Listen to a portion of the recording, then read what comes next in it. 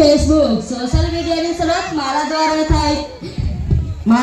થાય છે. મારા દ્વારા તમારા હજારો મિત્રો બને છે. તમારા ફોટો અને વિડીયો પર લાઈક અને કમેન્ટ કરી બસ આ મોબાઈલ પર આંગળી ફેરવતા રહો અને મસ્ત રહો. મને તમે બધા ઓળખો જ છો. હું તમને ફોટા વિડીયો મોકલવામાં, સ્ટેટસ મૂકી લોકોને બતાવવામાં ખૂબ જ ઉપયોગી છું. તો બોલો હું કોણ? ઇન્સ્ટાગ્રામના સૌને રામ રામ રામ રામ રામ રામ. આજના યુવાનોનો રીલ્સ બનાવવા, ફોલોવર્સ વધારવા અને તેમનો ટાઈમ બગાડવા મેં શીખવ્યું છે. યુવાનોના કલાકોને કલાકો બગાડવામાં મને તો ખૂબ જ મજા આવે છે. જલ્દીથી મારી પાસે આવો, વાકું ચૂકું નો સેલ્ફી પાડો, મિત્રોને મોકલો. જીવનની ઘડી મજા તો ચેટિંગ કરવામાં છે. પૈસા થોડી વપરાય ને, ડેટા તો અનલિમિટેડ છે.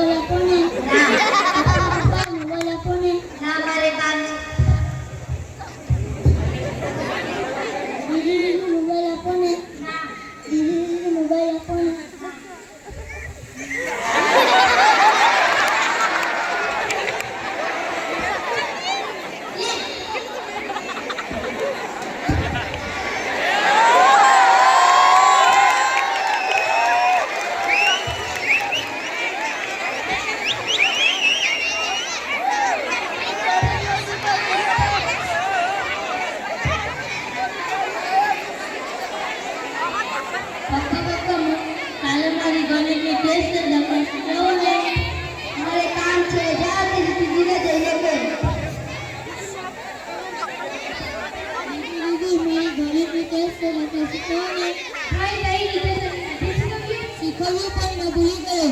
ફોનમાંથી જોઈને શીખી લેજે.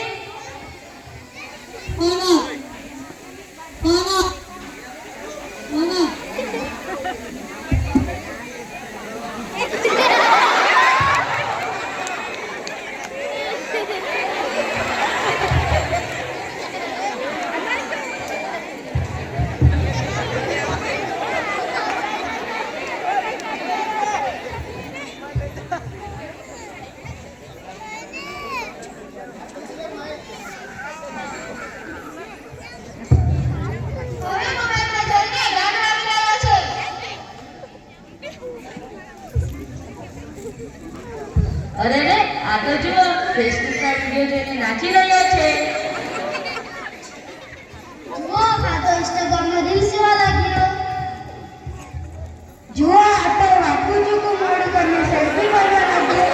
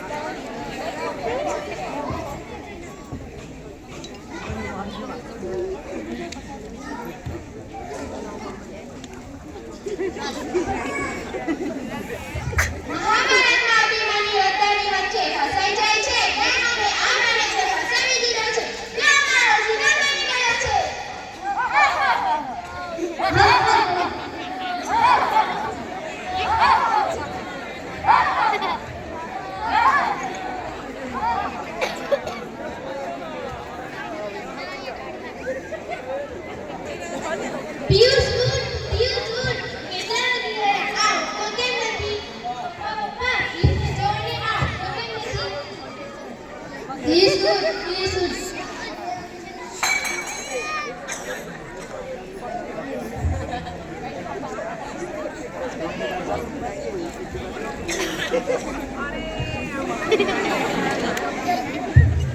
અરે શું થયું કેમ ધ્યાન ઊંઘે છે? મારી આંખો પણ દુખે છે અને માથું પણ દુખે છે. પપ્પા તમે જલ્દીથી ડોક્ટર લઈ આવો.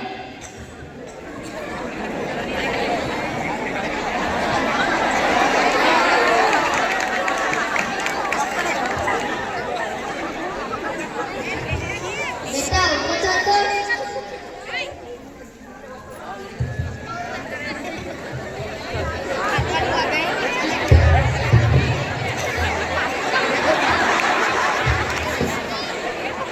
બેટા ઊંઘો છો?